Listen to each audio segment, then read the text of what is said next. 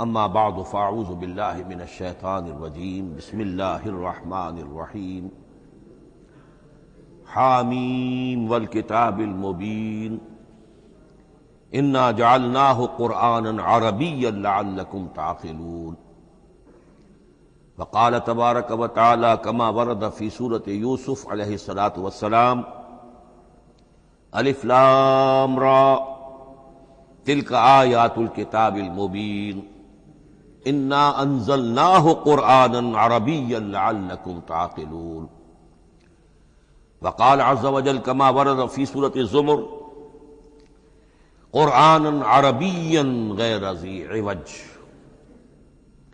وقال جل وعلا كما ورد في أول سورة الكهف الحمد لله الذي أنزل على عبده الكتاب ولم يجعل له عوجا صدق الله العظيم رب اشرح لي صدري ويسر لي أمري واحلل عقدة من لساني يفقهوا قولي۔ تعارف قرآن کے ضمن میں جو مباحث پہلی نشست میں مکمل ہو چکے ہیں اس میں ایک کمی رہ گئی تھی، اس کو پورا کر لیجئے۔ قرآن مجید کی 2 آیات کے بارے میں یہ روایت موجود ہے صحیح مسلم میں حضرت عبداللہ ابن مسعود رضی اللہ تعالی عنہ سے کہ سورہ بقرہ کی آخری 2 آیات حضور کو شب معراج میں عطا ہوئی ہیں، وہ زمین پر نازل نہیں ہوئیں بلکہ حضور نے آسمان پر پہنچ کر ان کو حاصل کیا ہے۔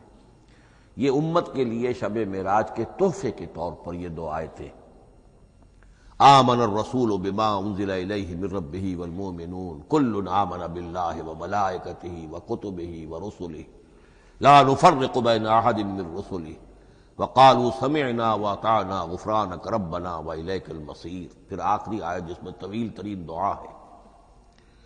یہ 2 آیات جو ہیں مستثنا کر لیجئے تو باقی جو ہے قرآن مجید وہ پھر پورا حجاز میں زمین پر نازل ہوا ہے محمد رسول اللہ صلی اللہ علیہ وسلم کے قلب مبارک پر۔ اب جو اگلی بحث ہے اس تعارف قرآن کے ضمن میں، قرآن کی زبان کون سی ہے؟ یہ سب جانتے ہیں عربی زبان ہے، لیکن کون سی عربی؟ عربی کوئی ایک نہیں ہے۔ جیسا کہ آپ کو معلوم ہے کہ ایک زبان ہوتی ہے تو اس کے ڈائلیکٹس ہوتے ہیں۔ پنجابی زبان کے نہ معلوم کتنے ڈائلیکٹس ہیں، بنگلہ زبان کے نہ معلوم کتنے ڈائلیکٹس ہیں، پشتوں کے کتنے ڈائلیکٹس ہیں۔ عربی زبان کے اس وقت پورے عالم عرب کے اعتبار سے تو دیکھیے تو ہر ملک کا جو ہے اپنا لہجہ ہے اور ان کے اپنے انداز ہے۔ تو خود نزول قرآن کے وقت بھی پورے جزیرہ نمائے عرب میں کوئی ایک زبان نہیں تھی، زبان ایک تھی لیکن اس کے لہجے مختلف تھے، الفاظ مختلف تھے۔ تو یہ جان لیجئے کہ قرآن نازل ہوا ہے حجاز کے بادیہ نشینوں کی زبان میں۔ وہ اصل عربی زبان حجازی قوم سمجھتی تھی، شہری زبان نہیں، دیہاتی زبان۔ یعنی کہ شہروں میں دوسرے ملکوں کے لوگ آتے جاتے رہتے تھے، خاص طور پر مکہ مکرمہ جو ہے وہ تو چونکہ ایک بہت بڑا تجارتی مرکز تھا۔ لإلاف قریش ایلافہم رحلۃ الشتاء والصیف فلیعبدوا رب ھذا البیت۔ ان کے قافلے جاتے تھے، آتے تھے، دوسرے تاجر بھی آتے تھے، تو ظاہر بات ہے کہ شہروں کے اندر تو پھر زبان جو ہے وہ مکسڈ ہو جاتی ہے، خالص نہیں رہتی۔ یہی وجہ ہے کہ قریش کے جو شریف گھرانے تھے، اونچے گھرانے تھے، وہ اپنے بچوں کو صحرا میں بھیج دیتے تھے کہ ان کی پرورش وہاں ہو، وہاں وہ خالص عربی زبان سیکھیں، ان کی زبان جو ہے پولیوٹڈ نہ ہو۔ تو بادیہ نشین حجاز کے، نجد کے نہیں، حجاز کے بادیہ نشین، ان کی زبان میں قرآن نازل ہوا ہے۔ یہ آیتیں اس سے پہلے بھی سامنے آ چکی ہیں سورہ زخرف کی، انا جعلناہ قرآنا عربیا لعلکم تعقلون۔ ہم نے اس اپنے کلام قدیم کو عربی زبان کا جامہ پہنایا ہے۔ انا انزلناہ قرآنا عربیا، یہ سورہ یوسف کی آیات، ہم نے اتارا ہے اسے قرآن عربی بنا کر، قرآنا عربیا لعلکم تعقلون۔ سورہ زمر میں قرآنا عربیا غیر ذی عوج، یہ عربی مبین میں ہے، صاف ستھری دھلی ہوئی عربی زبان جس میں کہیں کوئی ٹیڑھ نہیں ہے، کوئی ایچ پیچ نہیں ہے۔ اور یہی پھر سورہ کہف میں جو ایک ترانہ حمد اللہ نے ہمیں سکھایا ہے کہ میرے اس انعام عظیم پر میرا شکر ادا کیا کرو، تو کن الفاظ میں الحمدللہ الذی انزل علی عبدہ الکتاب ولم یجعل لہ عوجا۔ تو یہ عربی مبین جو ہے اگرچہ اصلاً ہے بادیہ نشین حجاز کے، البتہ یہ کہ عرب کے دوسرے قبائل کے بھی ان کی زبانوں کے بعض الفاظ اس میں آئے ہیں۔ اس سے آگے بڑھ کر یہ کہ بعض معرب الفاظ بھی ہیں، ہندی زبان کا کوئی لفظ اس نے عربی کا جامہ پہن لیا، فارسی زبان کا کوئی لفظ اس نے عربی کا جامہ وہ بھی قرآن میں بعض ہیں، استثناءات ہیں یہ۔ جیسے سنگ گل، یہ فارسی زبان کا لفظ ہے، سنگ گل، وہ سجیل بن کر قرآن مجید میں آ گیا ہے، حجارت من سجیل، یہ جو الم تر کیف فعل ربک باصحاب الفیل سورہ فیل میں ہے، سنگ گل کا سجیل بنا۔ اس طرح کے کچھ اور الفاظ بھی ہیں، لیکن یہ سمجھیے کہ ایکسیپشنز پروو دی رول، یہ استثناءات ہیں، قاعدہ اپنی جگہ پر قائم رہے گا کہ یہ حجاز کے بدوؤں بادیہ نشینوں کی جو زبان تھی اس میں قرآن نازل ہوا ہے۔ اس قرآن کے بارے میں، اس کی زبان کے بارے میں جو چند پہلو سامنے رہنے چاہیے، فصاحت اور بلاغت کی معراج،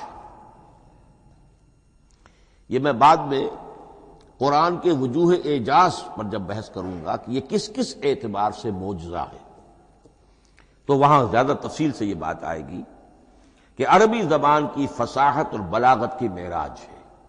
آپ کو معلوم ہے کہ آج بھی دنیا میں یہودی بھی ہیں جن کی مادری زبان عربی ہے، عیسائی بے شمار ہیں جن کی مادری زبان عربی ہے، ان کے ہاں بھی عربی ادب کی چوٹی کی کتاب جو پڑھائی جاتی ہے وہ قرآن ہے۔ یہ انہیں ماننا پڑتا ہے کہ عربی ادب کی جو آخری کتاب ہے، چوٹی کی کتاب ہے، وہ یہی ہے۔ یہودی بھی پڑھائیں گے، جیسے آپ انگریزی زبان پڑھنی ہے سمجھنی تو شیکسپیئر کے بغیر آپ کیسے سمجھیں گے، اب وہ تو ایک سٹینڈرڈ ہے۔ اسی طریقے سے یوں سمجھیے کہ عربی زبان عربی ہونے کے اعتبار سے کلام اللہ ہونا اس پر ان کا ایمان نہیں ہے، لیکن یہ کہ عربی زبان کے اعتبار سے اس کی فصاحت اور بلاغت کا لوہا وہ مانتے ہیں۔ پھر اس میں ایک خاص ملکوتی غنا ہے، ڈیوائن میوزک، صوتی آہنگ ہے، عذوبت ہے، مٹھاس ہے۔ لاہور میں ایک صاحب ہیں جو پروفیسر ہیں فونیٹکس کے پنجاب یونیورسٹی میں، وہ کہتے ہیں میں ثابت کر سکتا ہوں کہ جتنے بھی آج دنیا میں اصول ہیں صوتی، یہ خود اپنی جگہ ایک بہت بڑی سائنس ہے، اس کے اعتبار سے میں ثابت کر سکتا ہوں کہ بلند ترین موسیقی قرآن مجید میں ہے، ملکوتی غنا۔ اسی لیے قرآن مجید کو اچھی سے اچھی آواز میں پڑھنے کی تاکید آئی ہے۔ زینوا القرآن باصواتکم، قرآن کو اپنی آوازوں سے مزین کرو۔ اسی طریقے سے من لم یتغن بالقرآن فلیس منا، جو قرآن مجید کو اچھی سے اچھے طریقے پر پڑھنے کی کوشش نہیں کرتا وہ ہم میں سے نہیں ہے۔ اسی طرح کے واقعات بھی ہوئے ہیں۔ حضرت ابو موسیٰ اشعری رضی اللہ تعالی عنہ، وہ بہت خوش الحان تھے، تو ایک روز حضور سفر رات کے وقت کہیں گشت پر تھے، جا رہے تھے ان کے مکان کے قریب سے، تو وہ اس وقت رات کی نماز میں قرآن پڑھ رہے تھے، تو حضور وہاں کافی دیر تک کھڑے ہو کر سنتے رہے۔ ظاہر بات ہے کہ اس وقت کے مکان کیا ہوتے تھے، ایک ایک حجرہ ہوتا تھا، یہ کوئی کئی کنال کی کوٹھیاں تو نہیں ہوتی تھی کہ کیا پتہ چلے ان کے اندر کیا ہو رہا ہے۔ وہ تو حضرت ابو بکر کے مکان کے پاس سے گزرتے تھے تو ان کی تلاوت سنتے تھے، حضرت عمر کے مکان کے قریب سے گزرے ان کی تلاوت سنی۔ حضرت عمر بلند آواز میں پڑھتے تھے، حضرت ابو بکر بڑی پست آواز میں پڑھتے تھے۔ حضور نے پوچھا کہ تم ایسا کیوں کرتے ہو؟ حضرت عمر نے کہا میں اس لیے کرتا ہوں، زور سے پڑھتا ہوں کہ شیطان بھاگ جائے۔ حضرت ابو بکر نے عرض کیا کہ میں اس لیے پڑھتا ہوں کہ جس کو میں سنا رہا ہوں وہ سنتا ہے، اس کو بلند آواز کی ضرورت نہیں۔ حضور نے کہا کہ ابو بکر تم ذرا اونچی کر لو آواز، اور عمر تم ذرا پست کر لو، ایوریج میں لے آؤ۔ تو بہرحال یہ معاملہ حضور کا صحابہ کے ساتھ ہوتا تھا۔ تو ابو موسیٰ اشعری رضی اللہ تعالی عنہ کی جب قرات آپ نے سنی تو اگلے روز جب ملاقات ہوئی فجر میں، تو آپ نے تحسین فرمائی ان الفاظ میں، یا ابا موسیٰ انک قد اوتیت مزمارا من مزامیر آل داود، اے ابو موسیٰ تمہیں تو اللہ نے آل داؤد کے سازوں میں سے ایک ساز عطا کیا ہے، یعنی حضرت داؤد کے گلے میں جو ساز تھا، خوش الحانی تھی، ان کی آواز نہایت خوبصورت تھی. تو اسی طریقے سے اب وہاں کوئی مزمار سے مراد وہ نہیں ہے، آلات موسیقی نہیں، گلے میں جو اللہ تعالیٰ نے رکھا ہے. تو انک قد اوتیت مزمارا من مزامیر آل داؤد. ایک آخری بات یہ نوٹ کیجئے کہ قرآن مجید کا عظیم ترین احسان ہے عربی زبان پر. یہ یوں سمجھیے کہ ایک ستون کی طرح اس زبان کو ٹھہرا دیا ہے، اس کو سٹیبل کیا ہے قرآن مجید. آج بھی پوری دنیا میں جسے عرب کہتے ہیں فصیح زبان، لغہ فصحی، وہ ایک ہے، وہ قرآن ہی کی ہے. زبانیں بدلتی رہتی ہیں. اردو 300 سال پہلے کی دکن میں جب شروع ہوئی، وہ آج آپ پڑھ بھی نہیں سکیں گے وہ کیا اردو تھی ولی دکنی کی.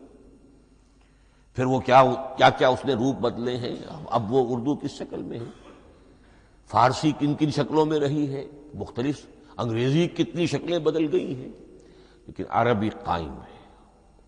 اس کے لیے جیسے کہ قرآن مجید میں آتا ہے کہ ہم نے پہاڑ زمین میں گاڑ دیے اس کو سٹیبلائز کرنے کے لیے، ان تمید بکم، تمہیں لے کر زمین ایک طرف کو جھک نہ جائے. تو جس طرح یہ پہاڑ جو ہیں سٹیبلائزنگ ایفیکٹ رکھتے ہیں اس زمین کے لیے، اسی طریقے سے قرآن سٹیبلائزر ہے عربی زبان کا. اس کے اندر جو ایک ٹھہراؤ اور جماؤ پیدا کیا ہے، یہ قرآن مجید کا احسان عظیم ہے. تعارف قرآن کے ضمن میں اگلی گفتگو، قرآن کے اسماء و صفات. عربوں کا ایک خاص ذوق تھا، اور ظاہر بات ہے کہ اللہ تعالیٰ نے جب قرآن نازل کیا ہے تو عربوں کے ذوق کو بھی مد نظر رکھا ہے. ان کا ذوق کیا تھا؟ جس چیز سے انہیں محبت ہوتی تھی اس کے وہ بہت سے نام رکھتے تھے. گھوڑے کے لیے ہزاروں لفظ مل جائیں گے آپ کو، شیر کے لیے 5000 الفاظ مل جائیں، تلوار کے لیے 5000 الفاظ مل جائیں.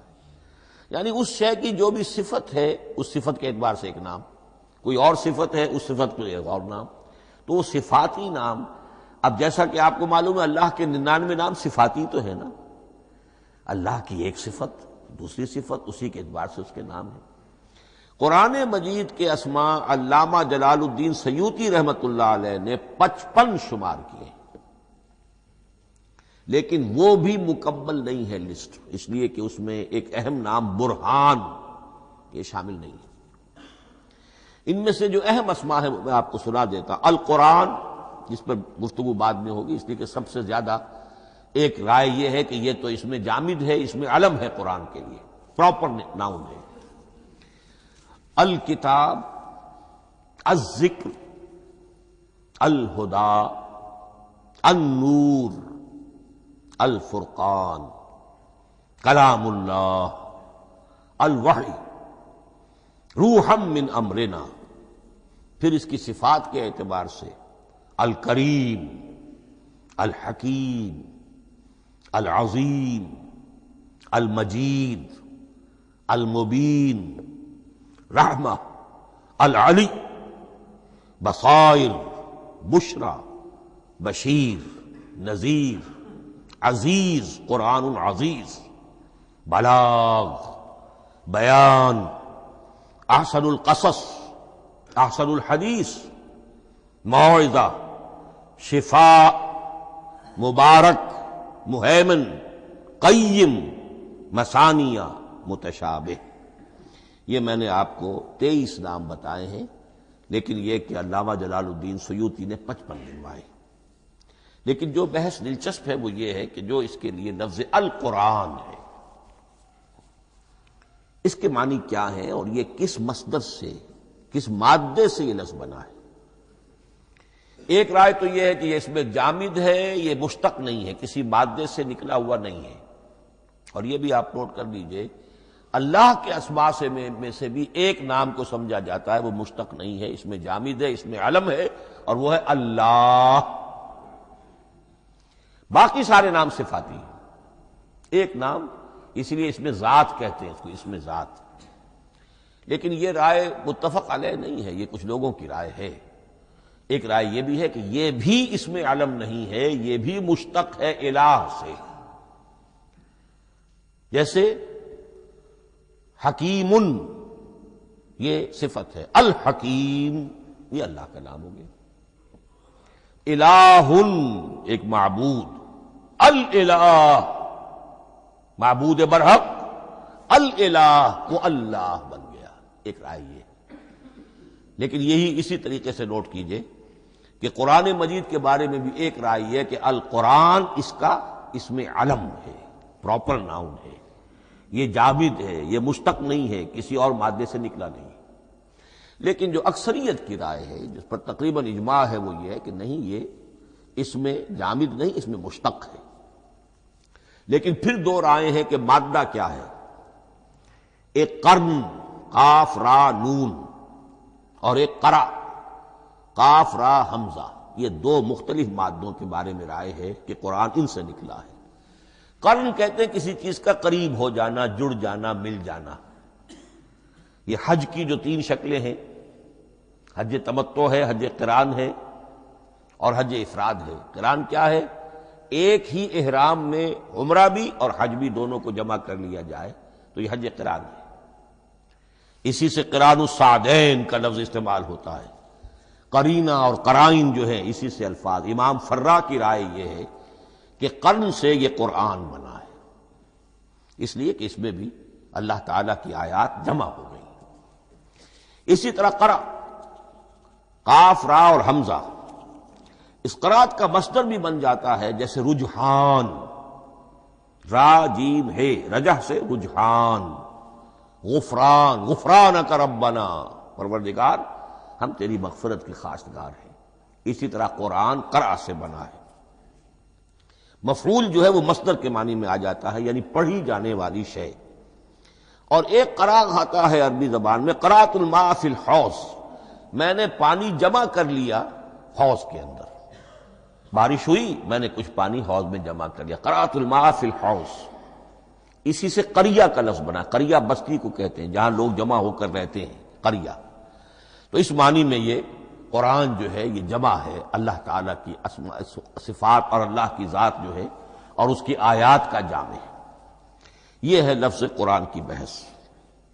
اگلی بحث اور بڑی اہم ہے اور دلچسپ ہے، قرآن کا اسلوب کلام کس کیٹیگری میں فال کرتا ہے؟ قرآن کیا ہے؟ ایک شے کی تو سختی سے نفی کی اللہ نے، یہ شعر نہیں ہے۔ وما علمناہ الشعر وما ينبغی لہ، سورہ یاسین۔ ہم نے شعر تو انہیں سکھایا ہی نہیں، محمد الرسول اللہ کو صلی اللہ علیہ وسلم، اور وہ شعر ان کے شایان شان بھی نہیں ہے۔ شاعروں کے بارے میں سورہ شعراء میں چونکہ بالعموم شاعروں کے بارے میں جو بات کہی گئی ہے، وَالشُّعَرَاءُ يَتَّبِعُهُمُ الْغَاوُونَ أَلَمْ تَرَ أَنَّهُمْ فِي كُلِّ وَادٍ يَهِيمُونَ إِنَّهُمْ يَقُولُونَ مَا لَا يَفْعَلُونَ إِلَّا الَّذِينَ آمَنُوا۔ استثناء تو ہے کہ اچھے لوگ بھی ہوتے ہیں، لیکن اکثر و بیشتر شعراء کا معاملہ یہی ہے، ان کی پیروی کرتے ہیں وہی لوگ کہ جو حد سے گزرنے والے ہوتے ہیں، لاؤبالیانہ انداز والے لوگ، غیر سنجیدہ لوگ پیروی کرتے ہیں۔ خود وہ بھی زمین و آسمان کے قلابے ملاتے ہیں، کبھی ادھر کی بات کبھی ادھر کی بات۔ اور تیسری بات یہ کہ عام طور پر جو کہتے ہیں وہ کرتے نہیں ہیں، انہم یقولون ما لا یفعلون۔ تو یہ شعر کی تو نفی کی گئی ہے قرآن مجید، جیسا کہ میں نے آپ کو سنایا تھا سورہ حاقہ کی آیات، انہ لقول رسول کریم وما ہوا بقول شاعر، یہ شاعر کا کلام نہیں۔ البتہ ایک بات نوٹ کیجئے، جسے آزاد شاعری، آزاد نظم کہا جاتا ہے، وہ میرا گمان یہ ہے، میں نے چونکہ ان چیزوں کا کوئی تحقیقی مطالعہ نہیں کیا ہے، کہ شاید وہ ہے ہی قرآن سے ماخوذ آزاد شاعری۔ اس میں وزن نہیں ہوتا، ردم ہوتا ہے۔ آزاد شاعری کے اندر ایک ردم ہوتا ہے، وزن نہیں ہے، ایک مصرع اتنا بڑا ایک بڑا لمبا چوڑا، لیکن ردم رہے گا۔ یہ جو آزاد شاعری، بلینک ورس جس کو آپ کہتے ہیں، میرا گمان یہ ہے کہ شاید دنیا میں اس کا رواج قرآن کے بعد ہی ہوا ہو، اور قرآن مجید ہی کی نقالی میں یہ صنف جو ہے ادب کی وہ ایجاد کی گئی ہو۔ واللہ عالم، میں یہ بات دعوے سے نہیں کہہ سکتا، گمان ہے میرا۔ البتہ یہ کہ اب اس سے آگے چلیے، شعر نہیں ہے، نثر ہے، لیکن نثر کے اعتبار سے بھی کون سی کیٹیگری میں آئے گی؟ کیا یہ کتاب عام معنی میں جسے ہم کتاب کہتے ہیں وہ کتاب ہے؟ ایک تو وہ بات تھی نا جو اقبال کے حوالے سے میں نے آپ سے کہی، کتابیں نیز چیزیں دیگر است، اس وقت وہ بات نہیں میں کہہ رہا۔ عام کتابوں سے اس کا فرق کیا ہے؟ ایک کتاب ہوتی ہے، اس میں ہر چیپٹر میں ایک بحث مکمل ہو جاتی ہے، اگلے چیپٹر میں پھر لوٹا کر آپ پہلے چیپٹر کی کوئی بات نہیں کریں گے، پھر وہ بات آگے چلے گی، ابواب ہوں گے، ابواب میں مضمون کے مطابق مضمون آگے بڑھتا چلا جائے گا۔ کتاب کا یہ لازمی وصف ہے۔ قرآن مجید عثمانی میں کتاب نہیں ہے، اس میں قصہ آدم و ابلیس 7 جگہ آ رہا ہے، بار بار آ رہا ہے، سورہ بقرہ میں، سورہ اعراف میں، سورہ ہجر میں، سورہ بنی اسرائیل میں، سورہ کہف میں، پھر سورہ طٰہٰ میں، چلتے جائیے، سورہ صاد میں حضرت موسیٰ علیہ السلام کا قصہ کتنی مرتبہ آ رہا ہے۔ تو قرآن مجید اس کتاب کی کیٹیگری، اس کی ڈیفینیشن پر پورا نہیں اترتا۔ دنیا میں جو کتاب کا معیار ہے، عام اس کا جو اسلوب ہے، اس کی جو ڈیفینیشن ہے، ایک شکل ہوتی ہے مجموعہ مقالات، وہ بھی نہیں ہے، اس میں ہر مقالہ اپنی جگہ پر ایک مکمل شے ہوتی ہے، لیکن یہ کہ وہ دوسرے مقالات سے تو مختلف ہوگی، یہ مجموعہ مقالات بھی نہیں۔ اس کا اسلوب جو ہے وہ خطبے کا ہے، اوریشن، اور یہ کہا جا سکتا ہے it's a collection of divine orations, یہ اللہ تعالی کے خطبات کا مجموعہ ہے۔ مختلف اوقات میں خطبے نازل ہوتے تھے حضور پر صلی اللہ علیہ وسلم، اور یہ بھی جان لیجئے کہ عرب میں ادب کی 2 ہی صنفیں تھیں جو معروف تھیں، یا شعر یا خطبہ، یا خطیب ہوتے تھے بڑے شعرا بیان خطیب، اور یا شاعر ہوتے تھے۔ تو یہ جب شعر کے اسلوب پر نہیں تھا تو خطابت کا اسلوب ہے جو اللہ نے اختیار فرمایا، اور ہر موقع پر، ہر مرحلے پر جو خطبہ اس وقت کے حالات کی مناسبت سے نازل ہوا وہ ایک صورت ہے۔ تو یہ ہے کلیکشن آف ڈیوائن اوریشنز، یہ اللہ تعالی کے مجموعہ خطبات الہیہ اسے کہا جا سکتا ہے، لیکن اس سے جو چند نتیجے نکلتے ہیں وہ نوٹ کرنے ضروری ہیں۔ خطبے میں مخاطب اور مخاطب کے مابین ایک ریپور ضروری ہے۔ اگر کوئی مصنف بیٹا کتاب لکھ رہا ہے، اس کے سامنے کوئی سامع نہیں ہوتے، وہ تو اپنی مگن میں جو بھی خیال ہے اپنے دل میں وہ لکھ رہا ہے۔ خطبے میں سامنے ہوتے، اگر ان کے درمیان رپورٹ نہ رہے، ہم آہنگی نہ رہے، تو پھر وہ خطبہ غیر مؤثر ہو جائے گا، لوگ جو ہیں ان کو اونگ آنے لگے گی، وہ متوجہ ہی نہیں رہیں گے۔ تو ایک رپورٹ مخاطب اور مخاطب ان کے درمیان۔ دوسرے یہ کہ خطبہ کا ایک وصف لازمی یہ ہوتا ہے کہ ایک واقعاتی پس منظر ہوتا ہے پیچھے موجود۔ اب کوئی شخص ہے سیاسی تقریر کر رہا ہے، ایک خاص پس منظر موجود ہے، اس میں وہ ان چیزوں کی طرف حوالے دیتا چلا جائے گا، صرف وہ تفصیلات بیان نہیں کرے گا، اس لیے کہ وہ لوگوں کو معلوم ہے آج کے دور کا ایک واقعہ ہے، لوگوں کے علم میں ہے، لیکن کتاب میں آپ لکھیں گے تو پھر وہ پورا واقعہ بھی بیان کرنا پڑے گا آپ کو کہ یہ کب ہوا، کیسے ہوا، جس کا میں حوالہ دے رہا ہوں۔ لیکن خطبے کے اندر پس منظر جو ہے وہ موجود ہے، اور اس کے حوالے سے صرف جو اشارات اس کی طرف ہو جائیں گے۔ نمبر 3 یہ ہے کہ خطبے میں تحویل خطاب بہت ہوتا ہے۔ تحویل خطاب سے کیا مراد ہے؟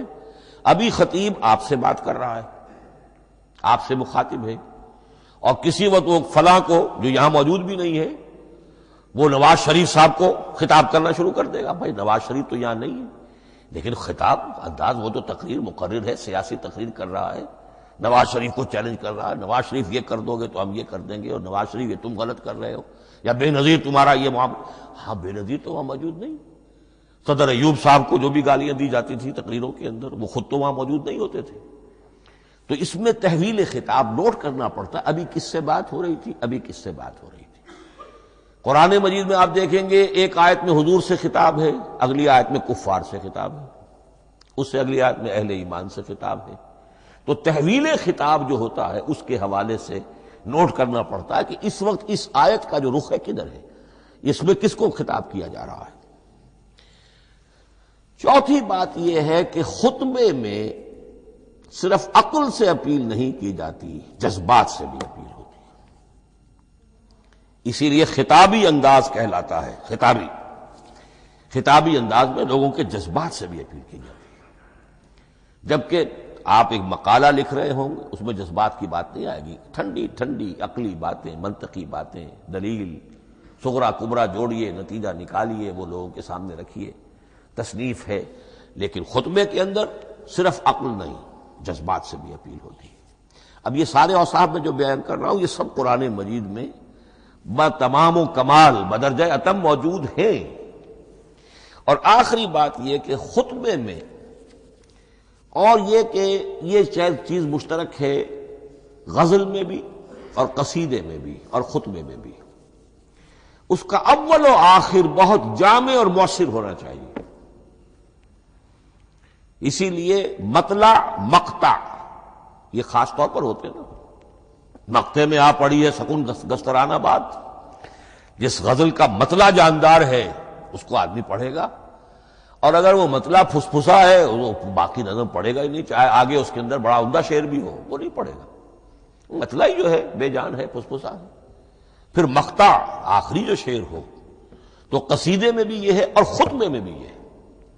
یہی وجہ ہے کہ قرآن مجید کی صورتوں میں اکثر و بیشتر شروع کی آیات اور آخری آیات انتہائی اہم ہوتی ہیں، بہت جامع ہوتی ہیں، جن کو کہا جاتا ہے کہ یہ سور جو ہیں ان کی ابتدائی آیات، خواتین اور پہلی آیات۔ اب سورہ بقرہ کی آیات شروع کی، پھر آخری جو ابھی میں نے آپ کو سنائی، یہی آل عمران کا معاملہ ہے، کس شان کے ساتھ وہ اٹھ رہی ہے۔ یہی سورہ حج کا ہر جگہ پر آپ دیکھیں گے، ابتدائی جو ہے خطیب اگر ایسی بات، ایسا انداز اختیار کرے کہ اپنے سامعین کی توجہ کو اپنی طرف مبذول کرا دے، اگر شروع کا انداز ایسا نہیں ہے تو وہ بات آگے بڑھے گی نہیں۔ آخری بات یہ کہ خطبے میں ہمیشہ یہ ہوگا کہ ایک مین سپیکر جو ہے اس کی ایک بات سامنے ہے کہ میں نے یہ بات اپنے سامعین کے ذہن میں بٹھانی ہے، لیکن دائیں بائیں کی باتیں کرے گا، کوئی قصہ بھی سنائے گا، کوئی شعر پڑھے گا، کوئی اور کوئی لطیفہ بھی سنائے گا۔ ہمارے ہاں کے جو بہترین خطیب جو ہوتے تھے وہ احراری حضرات جو ہے بہترین خطیب ہوتے تھے، اور آپ نے سنا مولانا عطا اللہ شاہ بخاری رحمۃ اللہ علیہ، ان کی تقریریں 6 گھنٹے تک لوگ سنتے تھے۔ وہ کبھی رلا بھی رہے ہیں، کبھی ہنسا بھی رہے ہیں، عام آدمی تنقید بھی کرے گا کہ یہ کیا ادھر ادھر کی باتیں کر رہے ہیں، لیکن وہ پھر جب آخری تقریر ہوتی تھی تو جب تقریر ختم ہوتی تھی، جو بات وہ ذہن میں بٹھانا چاہتے تھے، دل میں اتارنا چاہتے تھے، وہ بیٹھ چکی ہوتی تھی۔ باقی یہ کہ ادھر ادھر کی چیزیں جو ہیں وہ آکسیلری چیزیں ہیں وہ رہتی ہیں۔ یہ ہیں 6 اوصاف خطبات کے، اور قرآن مجید کے اندر بھی یہ اوصاف کم و بیش موجود ہیں۔ قرآن کا اسلوب خطبے کا ہے۔ اب اگلی بحث پر آئیے، قرآن مجید کی ترکیب اور تقسیم، سنتھیسس اور ڈویژنز۔ اب اس میں سمجھیے کہ کلام جو ہے اللہ کا کلام ہے، کلام مرکب ہوتا ہے کلمات سے، کلمات حروف سے بنتے ہیں۔ عربی زبان کے حروف 28 یا 29 ہیں، الف اور حمزہ کو ایک ہی مانیں گے تو 28 رہ جائیں گے، الف علیحدہ حمزہ علیحدہ تو 29 ہو جائیں گے۔ یہ حروف جڑتے ہیں، لفظ بنتے ہیں۔ لفظ محمل بھی ہوتا ہے، لیکن کلمہ وہ کہلاتا ہے جو بامانی لفظ ہو۔ پھر ان کلمات کو آپ جوڑتے ہیں، یہ مرکب توصیفی بن گیا، مرکب اضافی بن گیا، مرکب عددی بن گیا، مرکب جاری بن گیا۔ پھر ان مرکبات کو جوڑ کر فقرہ بنتا ہے، جملہ بنتا ہے، کلام مفید جس کو کہا جاتا ہے۔ قرآن مجید کے اعتبار سے علامہ سیوطی نے مخصوص جو قرآن کی اصطلاحات ہیں ان کے حوالے سے ایک بات کہی ہے، لیکن واقعہ یہ ہے کہ قرآن کی اصطلاحات خود اپنی ہیں، دنیا کی دوسری کسی بھی اصطلاحات پر ان کو قیاس نہیں کیا جا سکتا۔ لیکن جاہز چونکہ قدیم تھے، انہوں نے قرآن مجید کو کہا یہ دیوان کی شکل رکھتا ہے، جیسے کہ حافظ کا دیوان کسی اور کا دیوان۔ سورتیں جو ہیں وہ قصیدوں کی شکل میں ہیں، بیت شعر آیت ہے، قوافی جو ہوتے ہیں شعروں میں قافیہ وہ یہاں فواصل ہے، آیت کے آخری حروف ایک دوسرے سے مشابہ ہوتے ہیں کہ جن سے پھر وہ صوتی آہنگ پیدا ہوتا ہے۔ الرحمن علم القرآن خلق الانسان علمہ البیان۔ اب یہ ایک فواصل جو ہیں وہ جڑتے چلے جاتے ہیں، ان میں آہنگ پیدا ہوتا ہے۔ لیکن حقیقت کے اعتبار سے پہلی بات یہ نوٹ کیجئے، قرآن مجید کی اکائی ہے آیت، اسے نہ آپ جملہ کہہ سکتے ہیں نہ فقرہ کہہ سکتے ہیں۔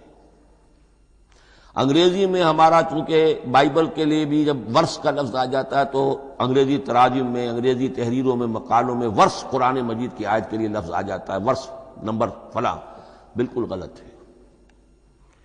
قرآن کی آیت یہ اس کا اپنی اصطلاح ہے، اپنا مفہوم ہے۔ لغوی مفہوم کیا ہے؟ نشانی۔ آیت نشانی، قرآن کی ہر آیت اللہ کے علم اور حکمت کی نشانی ہے۔ اب قرآن کی آیتیں نوٹ کیجئے، صرف حروف پر بھی مشتمل ہے، الف لام میم حروف مقطعات اور آیت بن گئی۔ وہ مرکبات ناقصہ پر بھی مشتمل ہے، والعصر مرکب جاری ہے، حرف جار، آیت ہو گئی۔ پورے جملے پر بھی مشتمل ہے، ان الانسان لفی خسر، ایک جملہ ہے، اور 10 جملوں پر بھی مشتمل ہے۔ اللہ لا الہ الا ھو الحی القیوم لا تاخذہ سنۃ ولا نوم لہ ما فی السماوات وما فی الارض الی آخر الآیہ۔ آیت الکرسی کا انالیسس کیجئے، 10 جملے موجود ہیں اس میں۔ تو نوٹ کر لیجئے، یہ چیز توقیفی کہلاتی ہے، یہ کسی گرامر کے اصول پر نہیں ہے، کسی منطق کے اصول پر نہیں ہے۔ آیات قرآنیہ کی تعیین توقیفی ہے، یعنی حضور کے بتانے پر موقوف ہے۔ حضور نے بتایا والعصر، یہ آیت ہو گئی، آیت ہو گئی، ہم آیت مانیں گے۔ الف لام میم آیت ہو گئی۔ قاف حرف ایک ہے، یہ آیت نہیں ہے۔ نون ایک حرف ہے، آیت نہیں ہے۔ قاف والقرآن المجید ایک آیت بنی، نون والقلم وما یسطرون ایک آیت بنی۔ تو اس طریقے سے اس کو کہتے ہیں توقیفی، موقوف علیہ ہے حضور کے بتانے پر۔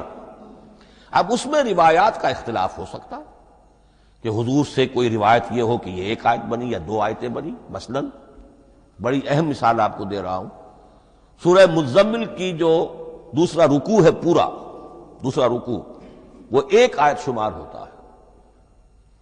اور میرا بڑا گمان رہا بہت عرصے تک کہ یہ 1 آیت نہیں ہو سکتی، یہ مختلف اوقات میں نازل ہوئی ہیں، 2 اوقات میں نازل ہوئی ہے۔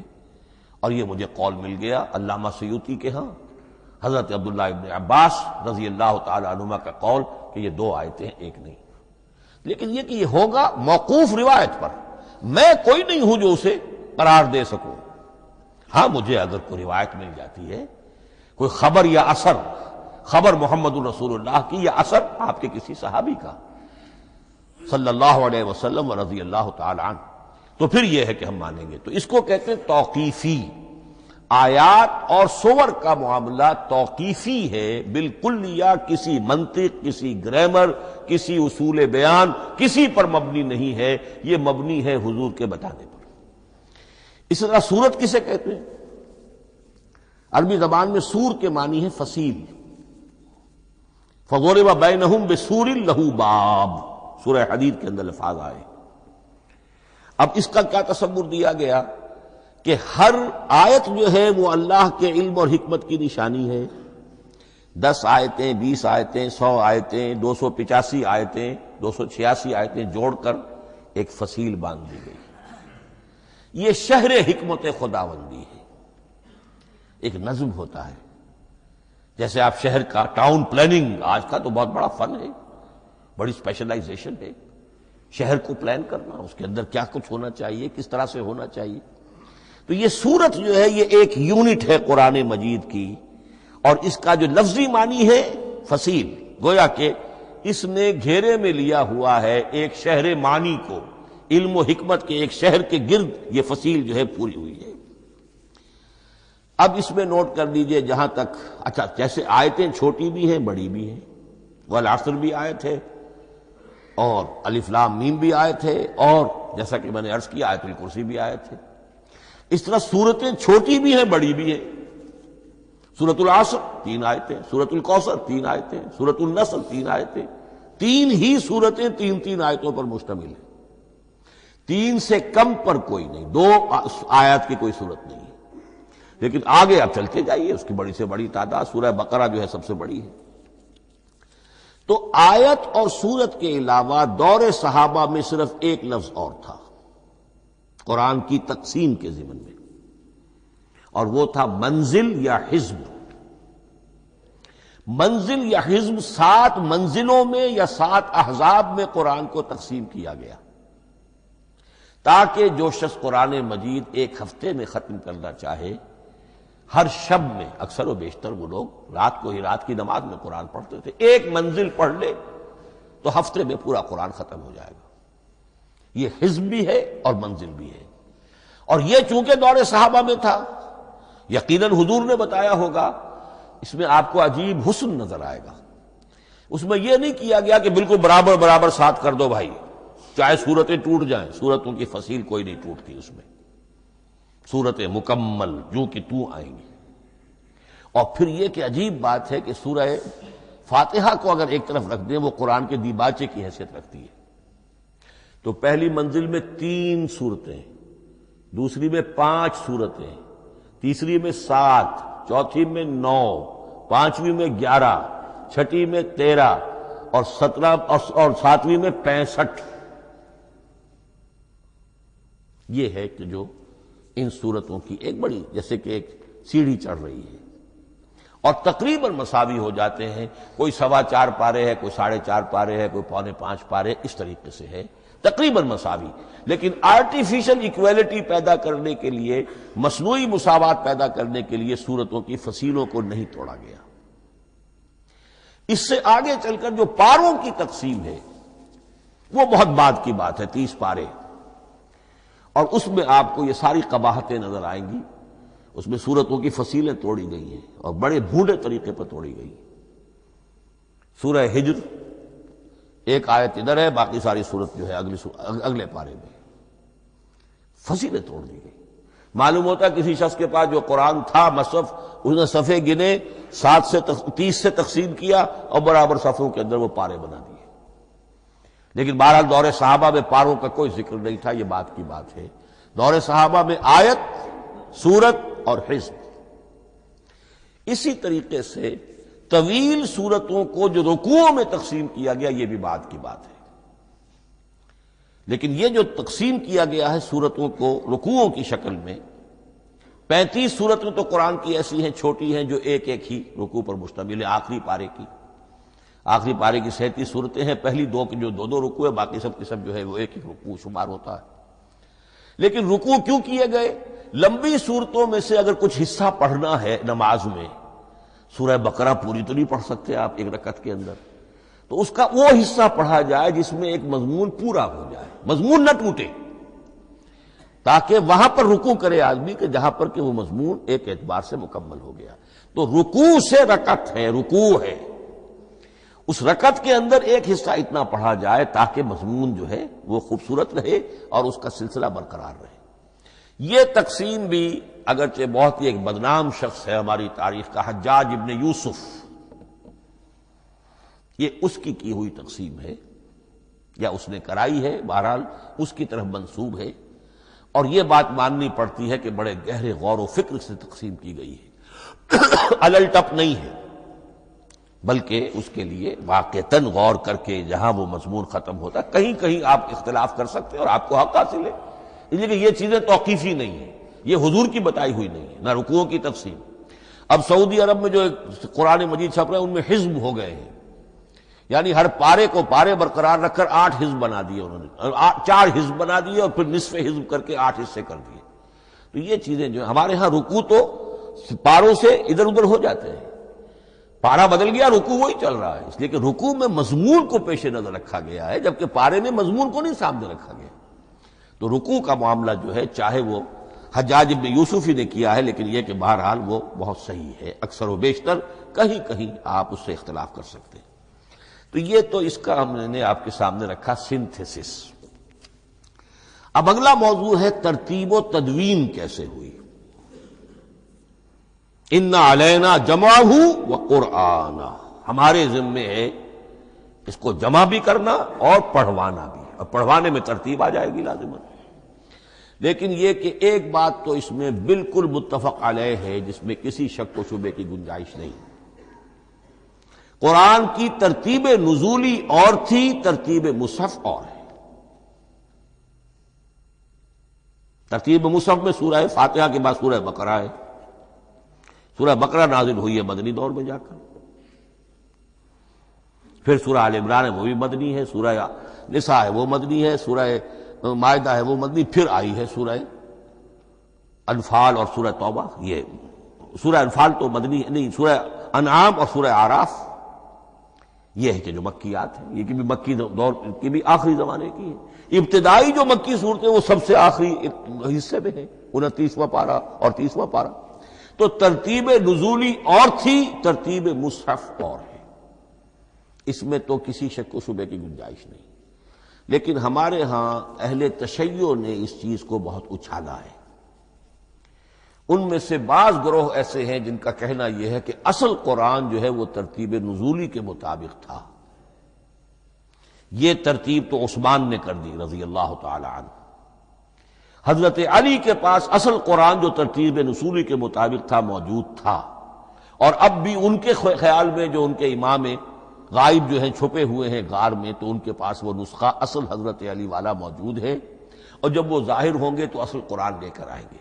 یہ سارے شیعوں کا قول نہیں ہے، لیکن یہ کہ ان میں بہت سے لوگ ہیں کہ جو ان باتوں کو مانتے ہیں۔ جہاں تک اس بات کا تعلق ہے کہ حضرت علی نے ترتیب نزولی پر کوئی مصحف جمع کیا ہو، اس میں کوئی اشکال نہیں ہے، اس لیے کہ علمی طور پر یہ ایک بڑی عمدہ ایکسرسائز بنتی ہے۔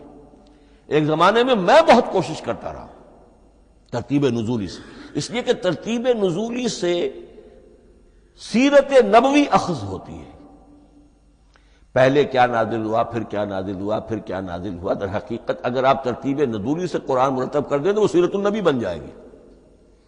تو اس کو سمجھنے کے لیے ایک زمانے میں نے بڑی محنت کی ہے، لیکن ایک تو یہ کہ وہ یقین سے وہ باتیں ملتی نہیں ہیں، بعض روایات ہیں، لیکن یہ کہ پھر بھی آپ یقین سے نہیں کہہ سکتے۔ اکثر و بیشتر قرآن مجید میں لکھا بھی ہوتا ہے، ترتیب کے موٹی موٹی چیزیں معلوم ہیں نزولی ترتیب کی، لیکن یہ ہے کہ یقین کسی بات پر نہیں۔ تو پہلی بات یہ ہے کہ ہمارے نزدیک، اہل سنت کے نزدیک، اصل جو حجت ہے دین میں وہ ترتیب مصحف ہے۔ یہی ترتیب جو اس وقت مصحف عثمان کی ہے رضی اللہ تعالی عنہ، یہی ترتیب ہے لوح محفوظ کی، یہی ترتیب ہے ام الکتاب میں، یہی ترتیب ہے کتاب مکنون میں۔ اب اس کے سمجھیے کہ اس کی تدوین کن مراحل میں ہوئی۔ سب سے پہلے اس کے جو مراحل ہیں 3، خود نبی اکرم صلی اللہ علیہ وسلم کے زمانہ مبارک میں جمع اور ترتیب یہ ہو گئی، لیکن کتابی شکل میں نہیں، ما بین الدفتین نہیں۔ حضور نے لوگوں کو پڑھ کر سنایا، اس ترتیب سے سنایا جس ترتیب سے یہ مصحف میں اب موجود ہے، اور ہر رمضان میں حضرت جبرائیل دورہ کرتے تھے حضور کے ساتھ، جتنا کہ قرآن اس وقت تک نازل ہو چکا ہوتا تھا، اور آخری رمضان مبارک آپ کی حیات طیبہ کا جو تھا اس میں 2 مرتبہ پورے قرآن کا دورہ ہوا۔ تو دورہ قرآن بغیر ترتیب کے تو نہیں ہو سکتا۔ تو یہ ترتیب حضور کی ہوئی ہے، توقیفی ہے، اور حضور ہی نہیں اللہ کی ہوئی ہے۔ یہی ترتیب لوح محفوظ میں، کتاب مکنون میں اور ام الکتاب میں ہے، اور یہ ترتیب حضور دے کر گئے ہیں صحابہ کرام کو۔ حفاظ تھے، کتنے حفاظ جو ہیں جنگ یمامہ میں شہید ہو گئے، تبھی تو خیال آیا کہ اس کو کتابی شکل میں بھی مرتب کیا جائے۔ لیکن کتابی شکل میں جسے کہتے ہیں 2 گتوں کے درمیان ایک کتاب مجلد، اس صورت میں جہاں تک میں تحقیق کر سکا ہوں اور جہاں تک ہمارے اکثر و بیشتر لوگوں کی رائے ہے، حضور کے زمانے میں یہ اس طریقے سے ما بین الدفتین، 2 گتوں کے مابین ایک کتاب کی شکل میں قرآن موجود نہیں تھا۔ لوگوں کے سینوں میں محفوظ تھا، جیسے محمد الرسول اللہ کے سینے میں محفوظ تھا۔ ان علینا جمعہ، وہ جمع حضور کے سینے میں کیا اللہ نے۔ اسی طرح پھر صحابہ کرام بے شمار جو حفاظ تھے ان کے سینوں میں محفوظ تھا۔ دوسرا مرحلہ کب آیا؟ جب حضرت ابوبکر صدیق کے عہد خلافت میں جنگ یمامہ میں بہت سے حفاظ شہید ہو گئے۔ اب ایک تشویش پیدا ہوئی، ایسا نہ ہو کہ قرآن ضائع ہو جائے، لہذا اسے کتابی شکل میں مرتب کر لینا چاہیے۔ اس کے لیے پھر بہت سے صحابہ نے حضرت ابوبکر کو اپروچ کیا کہ جتنے قراء ہیں، جتنے کاتبین وحی ہیں، ان سب کو آپ جمع کیجئے اور جمع کر کے اس قرآن مجید کو ایک کتاب کی شکل میں جمع کر لیں۔ حضرت ابوبکر شروع میں بہت ریلیکٹنٹ رہے،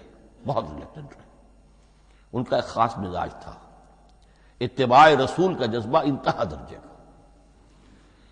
جو کام حضور نے نہیں کیا میں کیسے کروں؟ اگر تو یہ کام واقعی کرنے کا تھا تو حضور کرتے، میں کیسے کروں؟ لیکن یہ کہ جب صورتحال بہت لوگوں کی طرف سے دباؤ پڑا کہ نہیں یہ کر لینا چاہیے، ان کے سامنے بھی حکمت آ گئی، تو پھر انہوں نے اتفاق کرتے ہوئے جتنے بھی کاتبین وحی تھے ان سب کی ایک کمیٹی بنائی اور ان کو کہا کہ اب اس قرآن کو مرتب کر کے ایک کتابی شکل دے دی جائے۔ وہ کتابی شکل حضرت ابو بکر کے دور میں ہو گئی۔ تیسرا مرحلہ کیا ہے؟ یہ کتابی شکل میں جب قرآن مجید آ گیا اور شروع میں یہ اجازت تھی کہ ہر قبیلے، ہر علاقے کے لوگ اپنے لہجے میں پڑھ لیں۔ اب پنجابی ہمارا مسلمان جو ہے وہ چاقو کو کاچو کہے گا تو وہ لکھے ہوئے کو بھی چاقو کو کاچو پڑھ کے نکلے جائے گا۔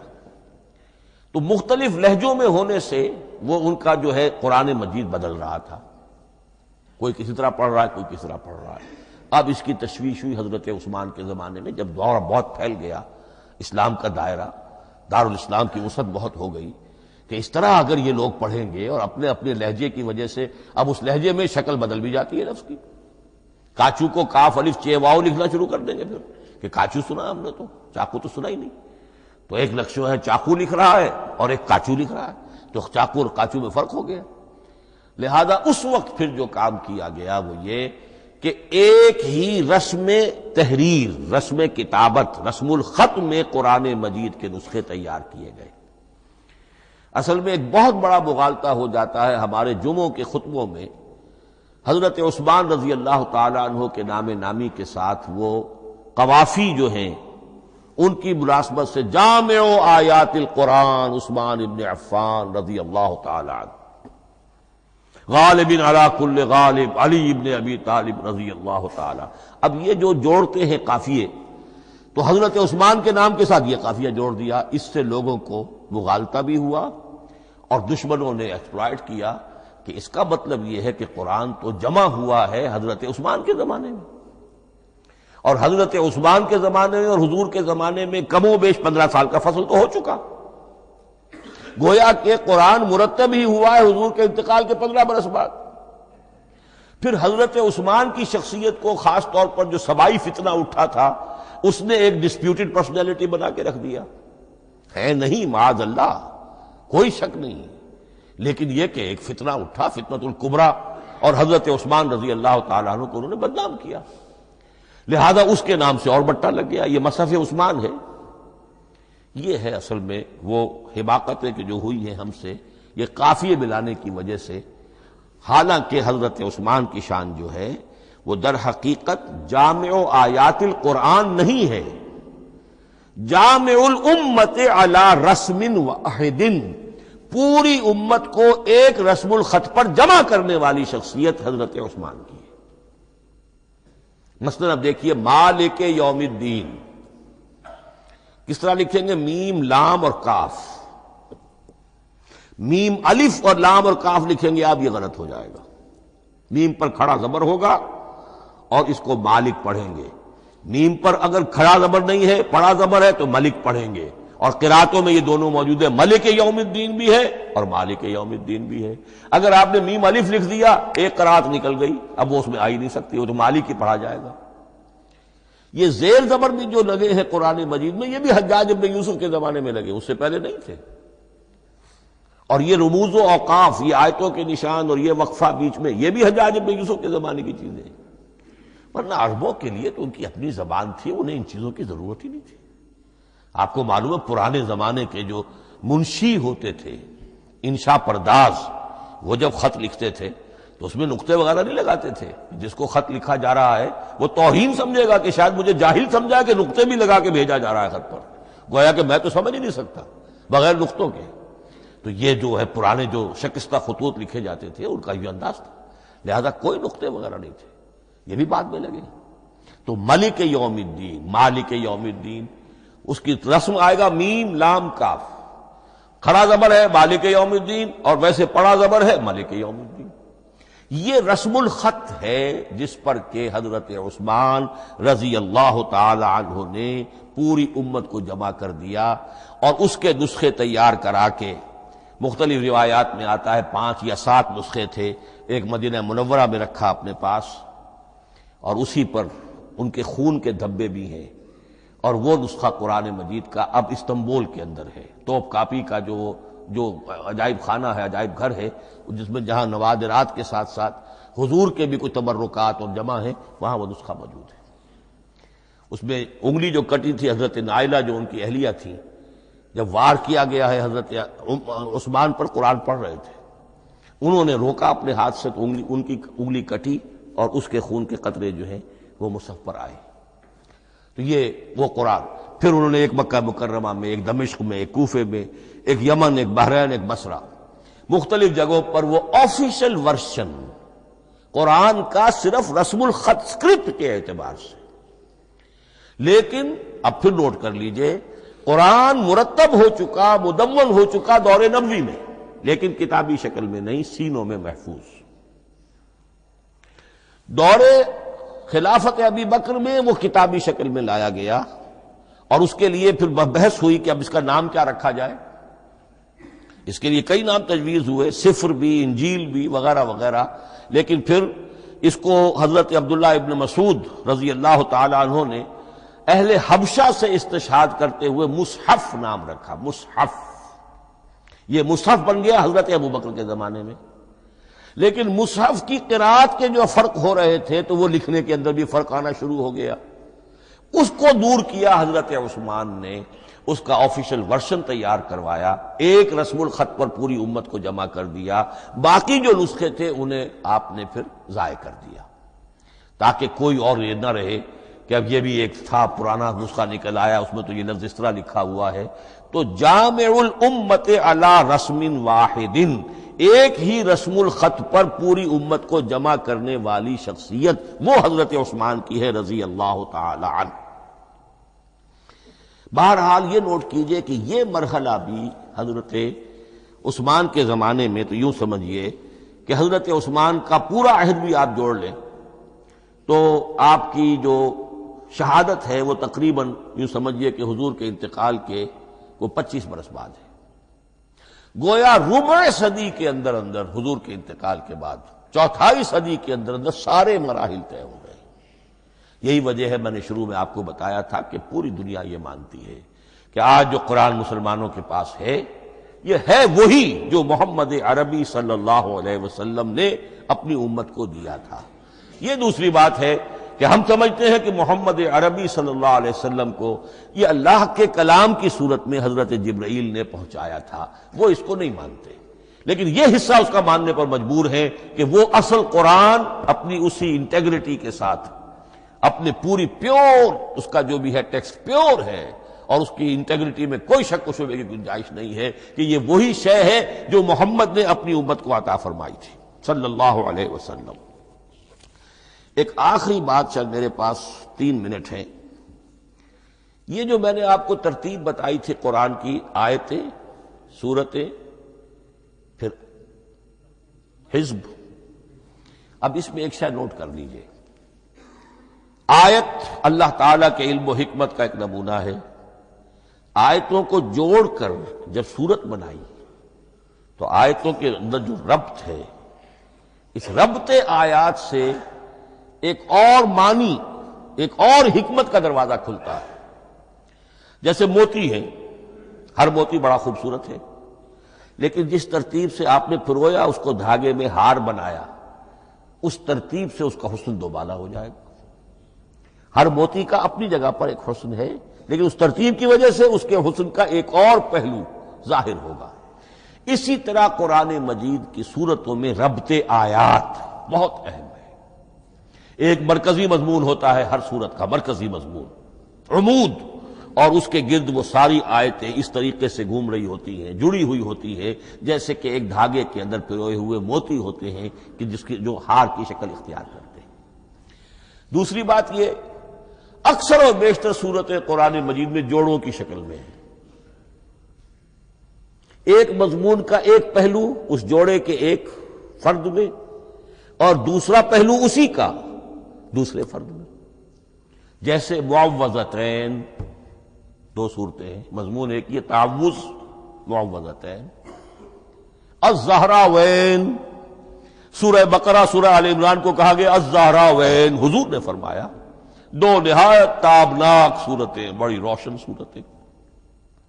جیسے آپ دیکھیں گے یا ایھا المدثر یا ایھا المزمل قم اللیل الا قلیلا یا ایھا المدثر قم فانذر. ایک ہی طرح کا اٹھان ہے، حضور سے خطاب ہو رہا ہے. سورۃ الضحیٰ، سورۃ الانشراح، یہ تمام جوڑوں کی شکل میں. اسی طرح سورہ طلاق، سورہ تحریم، یا ایھا النبی اذا طلقتم النساء فطلقوہن لعدتہن یا ایھا النبی لم تحرم ما احل اللہ لک تبتغی مرضات ازواجک. شوہر اور بیوی کے درمیان تعلق یا تو اتنا گہرا ہو جاتا ہے کہ ایک دوسرے کے لحاظ میں وہ حدود خدابندی ٹوٹنے لگے. بیوی کی وجہ سے آپ نے کسی حرام شے کو حلال کر لیا یا حلال کو حرام کر لیا، بیوی کو ناپسند ہے وہ شے. تو حضور سے ذرا سا یہ ہو گیا تھا معاملہ. اپنی ازواج مطہرات حضرت عائشہ اور حضرت حفصہ رضی اللہ تعالی عنہما، ان دونوں کی رضا جوئی کے لیے وہ خاص قسم کا شہد ہے، قسم کھا لی آپ نے کہ میں اسے استعمال نہیں کروں گا. لما تحرم ما احل اللہ لک، اے نبی آپ کیوں حرام کرتے ہیں اپنے اوپر وہ شے جو اللہ نے آپ کے لیے حلال کی ہے. تبتغی مرضات ازواجک، اپنی بیویوں کی رضا جوئی میں. یہ ایک انتہا ہوئی. دوسری انتہا کیا ہے؟ میاں اور بیوی میں اتنا بودھ ہو جائے کہ طلاق تک نوبت آ جائے. تو سورۃ التحریم ایک انتہا کو بیان کر رہی ہے، سورہ طلاق اگلی اس کے ساتھ جڑی ہوئی وہ دوسری انتہا کو بیان کر رہی ہے. سورہ صف حضور کے مقصد بعثت کو بیان کر رہی ہے، سورہ جمعہ آپ کے طریقہ کار کو بیان کر رہی ہے. اس طرح قرآن مجید کی اکثر و بیشتر صورتیں جو ہیں وہ جوڑوں کی شکل میں ہیں. میرا خیال یہ ہے کہ وقت ختم ہو گیا ہے. اس مضمون کا تھوڑا سا حصہ باقی ہے، وہ انشاءاللہ میں اگلی نشست میں لوں گا. بارک اللہ لی ولکم فی القرآن العظیم ونفعنی وإیاکم بالآیات والذکر الحکیم.